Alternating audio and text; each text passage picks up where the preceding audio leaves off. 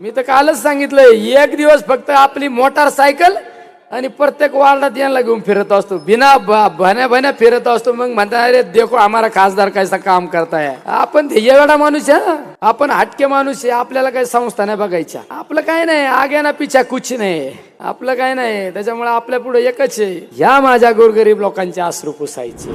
जो त्यांना सगळ्यात जास्त आधार देतो ना, पहिला त्याचा कार्यक्रम, पहिला त्याच्या पाठीत खंजीर खुपसला जातो. अरे कैलासवासी आदरणीय धर्मवीर अनिल भैया राठोडांनी तुम्हाला ॲक्टिवा गाडी घेऊन हे नगर शहर दाखवलं आणि त्याच भैयांचा तुम्ही घात केला.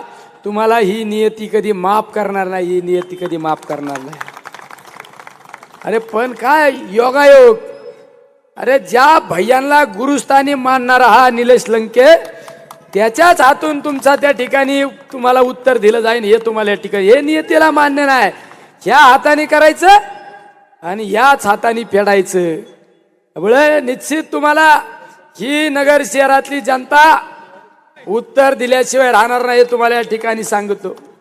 दुसरं, या नगर शहरामध्ये ज्यावेळेस मी फिरत असतो आणि माझ्या समोर प्रश्न, मला अपेक्षित असे प्रश्न होते की कुणीतरी डेव्हलपमेंटवर बोला, हे मला अपेक्षित होतं. पण नगर शहरवासियांनी डेव्हलपमेंटवर मला बोलायला सांगितलं नाही. नगर शहरवासी म्हणले आम्ही आमच्या रोजीरोटीतून 2 रुपये बचत केली, कुठं प्लॉट घेतला तर तिथं 4 गुंड पाठवले जातात आणि ताबा घेतला जातो. यावर तुम्ही काहीतरी करा, नंतर होईन विकास होईल. म्हणले विकास करणारे तुम्ही, आम्हाला खात्री आहे, पण यावर बोला. या नगरवासियांना मी सांगतो, जर असा कुठं प्रकार घडला, अरे मी सुद्धा मोबाईल खासदार म्हणून देणार धरा, मोबाईल फोन करा. पोलीस प्रशासन नाही ना तुम्हाला सहकार्य करीत, मला फोन करा. काय कोणाच्या प्लॉटवर कोणाचा ताबा घ्यायची धमक आहे, मी असताना तुम्हाला शब्द देतो. आणि जर कोणी चुकीच्या पद्धतीने गुंडगिरी या नगर शहरामध्ये फोपित असेल, चुकीच्या पद्धतीने जर दादागिरी जर वाढत असेल, तर त्यावेळेस आम्हाला हात पण जोडता येतात आणि हात बाया पण वर करतात. हे पण तुम्हाला सांगतो. आम्हाला तुम्ही प्रेमाने आम्ही हात जोडू शकतो, पण जर आमच्या सर्वसामान्य जनतेवर, सर्वसामान्य आमच्या गोरगरिबांवर जर चुकीच्या पद्धतीने कोणी दहशत करीत असेल, तर त्यावेळेस निश्चित आम्हाला 2 हात करण्याची सुदोळ वेळ येणार आहे. निश्चित 2 हात सुद्धा करू आम्ही, हे तुम्हाला या ठिकाणी सांगतो. भगवानरावनी सांगितलं की आता चितळे रोडला ऑफिस टाका. हे आपलं तुपलं कधीपासून करायला लागले. चितळे रोडचं ऑफिस पण माझंच आहे. तुमचा जेवढा अधिकार आहे तेवढा माझा पण अधिकार आहे. मी पण उद्या भैयांच्या खुर्ची शेजारी खुर्ची टाकून बसन. हा भगवानराव असं म्हणायचं नाही.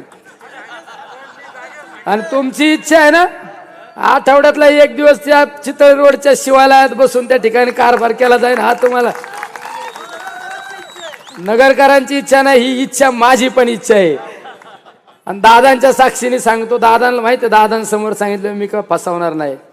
आणि काल पण एका कार्यक्रमात सांगितलं मी, नगरसेवकाचं काय काम असतं, प्रत्येक प्रभागात पाणी आलं का नाही, ड्रेनेज कुंदलं तुंबलं का काय, रस्त्याला किती खड्डे पडले, लाईटचा हायमॅक्स जळाला काय, हे नगरसेवकाचं काम असतं ना. रस्ते करा, कॉन्क्रीट टाका. मी सुद्धा नगरसेवकासारखं काम करी ना. मी तर कालच सांगितलंय, 1 दिवस फक्त आपली मोटारसायकल आणि प्रत्येक वार्डात यांना घेऊन फिरत असतो, बिना भण्या फिरत असतो. मग म्हणता अरे देखो हमारा खासदार कैसा काम करताय. आपण ध्येयवेडा माणूस आहे, आपण हटके माणूस आहे. आपल्याला काही संस्था नाही बघायच्या, आपलं काय नाही, आगे ना पिछा कुछ नाही, आपलं काय नाही. त्याच्यामुळे आपल्या पुढे एकच आहे, ह्या माझ्या गोरगरीब लोकांचे अश्रू पुसायचे, ह्या माझ्या गोरगरीब लोकांना आधार द्यायचा आणि जे तुम्ही दिलं ना पदरात त्याला न्याय द्यायचा. हे सगळ्यात महत्वाचं काम आहे आणि न्याय देणारा कार्यकर्ता हे या ठिकाणी सांगतो. त्यामुळं 13 तारखेला अशी काय तुतारी वाजवायची, काय कशी तुतारी वाजवायची, त्याचा आवाज कुठे गेला पाहिजे, आवाज डायरेक्ट दिल्लीत गेला पाहिजे. आणि आपलं चिन्ह काय आहे,